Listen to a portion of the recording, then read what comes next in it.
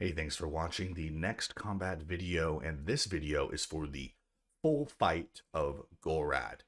Now, Gorad is a high-level ogre. He's level 68, and his defense isn't too crazy, but he is not the easiest to get a hit on accuracy-wise. As you see there, I splashed with that dynamite, and I'm in pretty much full range gear accuracy-wise, except for lacking power of amulet at this point, or glory, or something better that you may have. But I did finally, after multiple times growing Belladonnas to get Cave Nightshade, just trying to get past Gorad, I ended up being able to secure the poison and the kill.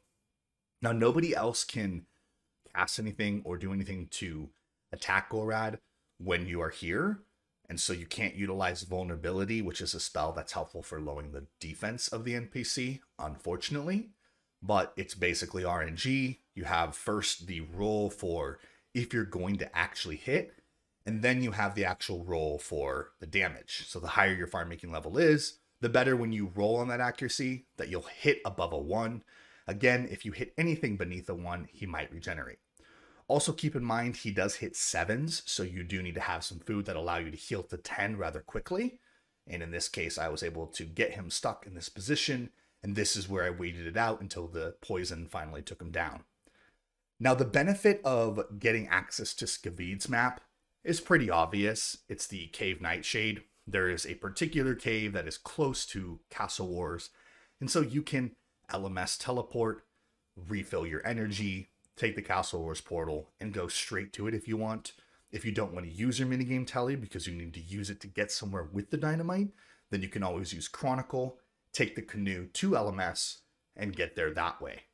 So it's really nice once you have access to the Skavid map. You do not have to actually complete the Watchtower quest.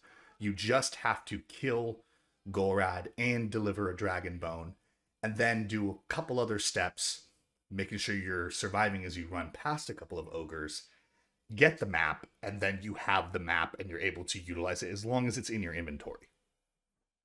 So, as you can see, pretty straightforward.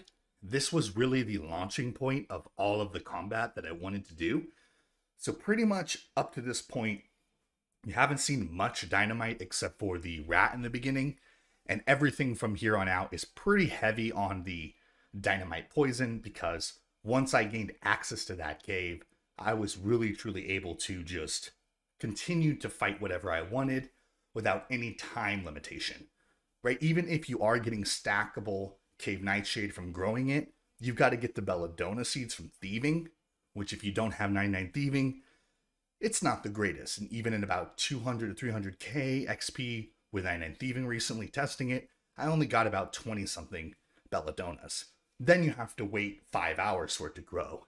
So this is a really helpful way for you to just get to that dynamite poison and then be able to start working on everything you want. Once he's dead, you'll basically get a tooth, and this is the item that you need to turn into the NPC, and it's pretty much as simple as that. I'm not going to show the Skavid map and how to necessarily get there. That might be in the future or in my progress video, and this video is a little bit longer, honestly, than it needs to be, but you'll see me get the tooth and gain access to unlimited Cave Nightshade for the next many videos that I'm going to upload, in which I utilized tons of inventories and had much more complex situations and setups. For example, Slaglith. So there's the tooth, and hopefully this was helpful for you. Pretty straightforward. You want to prioritize this and the Dragon Bone as early as you can after you gain access through Druidic Ritual to get unlimited dynamite poison. See ya in the next one.